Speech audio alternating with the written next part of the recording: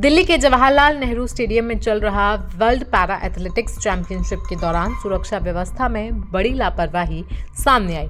Stadium परिसर में 2 विदेशी कोच पर आवारा कुत्तों ने हमला कर दिया। इसके अलावा 4 सुरक्षा कर्मियों को भी कुत्तों ने निशाना बनाया। सभी को इलाज के लिए फिलहाल अस्पताल ले जाना पड़ा। आपको बता दें कि पहली घटना में केन्या के कोच डेनिस मरागिया पर प्रतियोगिता एरिया के पास एक कुत्ता झपट पड़ा और उनके पैर पर गहरी चोट आई। इसके बाद कुछ ही देर में जापान के कोच मेइको ओकुमोत्सु को भी वार्म अप ट्रैक के पास ट्रेनिंग के दौरान कुत्ते ने काट लिया।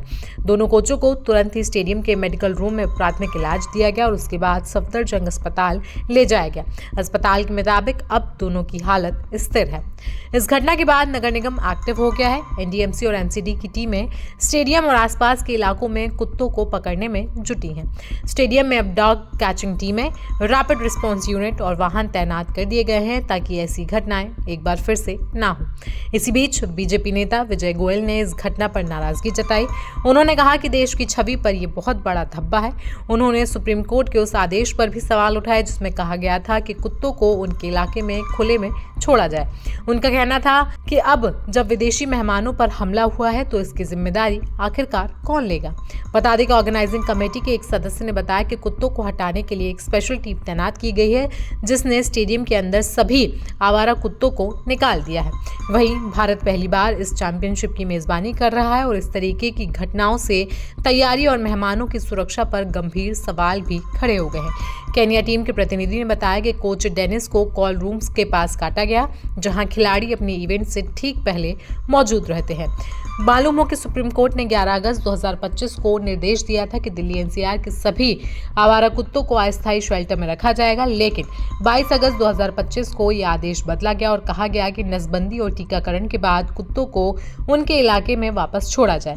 हालांकि ये नियम उन कुत्तों पर लागू नहीं होगा जो रेबीज से संक्रमित हो या फिर आक्रामक हो।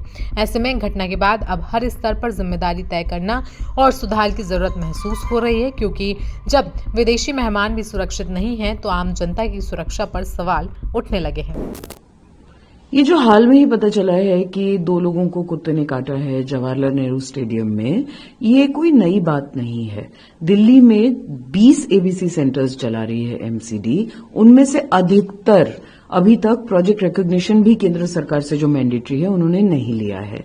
ये सारे एबीसी सेंटर्स गड़बड़ कर रहे हैं। ये हमने आरटीआई में एस्टैब्लिश किया है, कोर्ट्स को बताया है, कंटेम्प्ट मैटर हाईकोर्ट में भी चल रहा है।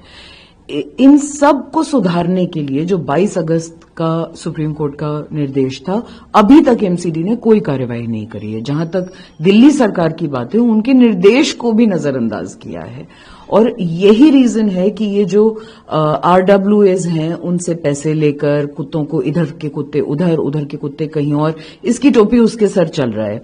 कुत्ते जब किसी नई जगह पर जाते हैं तो वहां पर जाकर अग्रेसिव हो ही जाते हैं, क्योंकि वो टेरिटोरियल होते हैं, स्ट्रेस में होते हैं और अपने खुद के वजूद के लिए लड़ रहे होते हैं।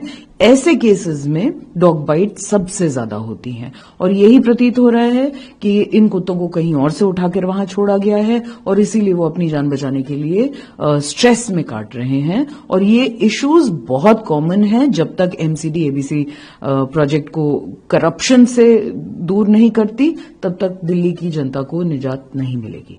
देखिए, हमारे देश के लिए बड़ा एम्बैरेसिंग है कि world para athletic championship Delhi के जवाहरलाल नेहरू स्टेडियम में हो रही हो। ये वर्ल्ड इवेंट है और उसमें स्ट्रे डॉग्स के कारण एक जापानीज और एक केन्या के कोच को काट लिया जाए। मैं समझता हूँ उसकी सीधी सीधी जिम्मेदारी जो है वो आज हम उन सब लोगों पे है जो कहते हैं सड़कों पे आवारा कुत्तों को रहने दे।